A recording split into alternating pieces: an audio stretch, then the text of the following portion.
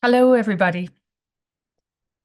Over the last 4 years, while I've been privileged to work with the new European Bauhaus as part of the high-level roundtable, people have asked me, why is the DigiNEB important and what has it achieved in Ireland so far?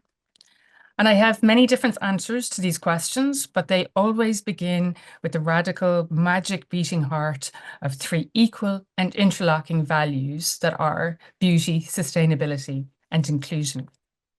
And then, beginning with the practical and the tangible, I can tell them that the new European Bauhaus is now embedded in our Irish National Policy on Architecture, People and Places, which came out last year.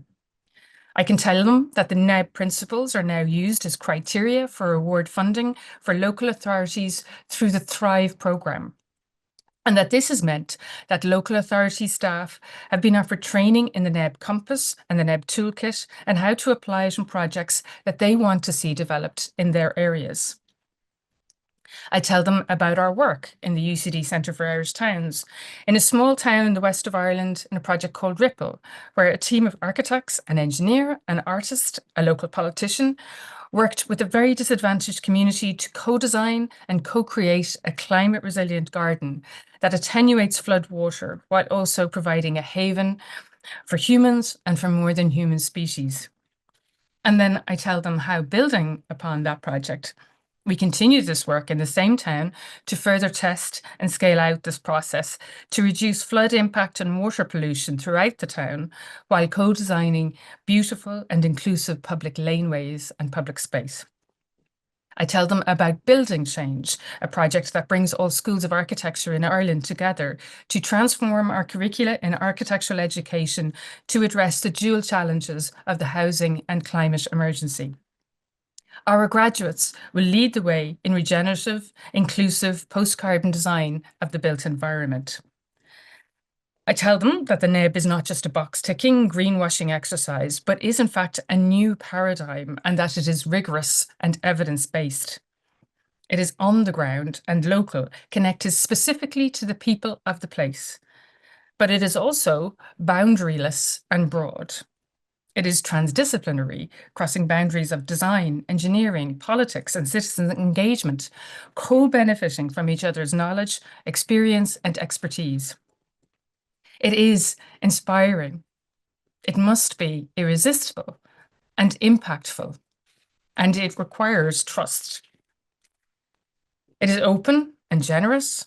It's about sharing findings, sharing ways we do things, sharing different ways of collaborating. At times, it's also messy.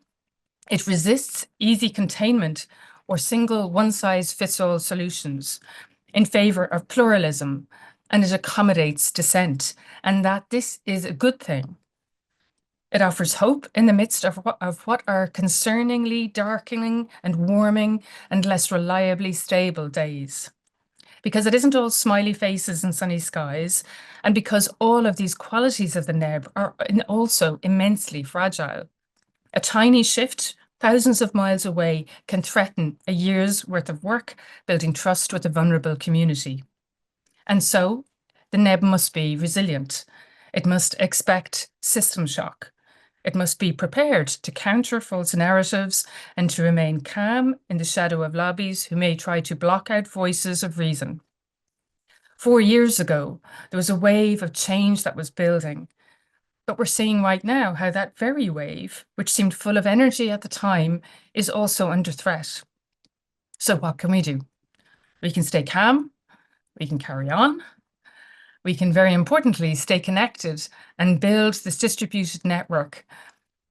We can continue with the job in hand to co-design a more inclusive, spatially and socially just, biodiverse and regenerative world together, one that is carbon negative and energy positive, that is beautiful, and that is for everybody. And finally, I tell them that after 4 years, the DigiNEB is just beginning, and that there is a lot more work to do. I'm sorry that I can't be with you today. I wish you very well for your event in Brussels, and I very much hope to see you all again soon.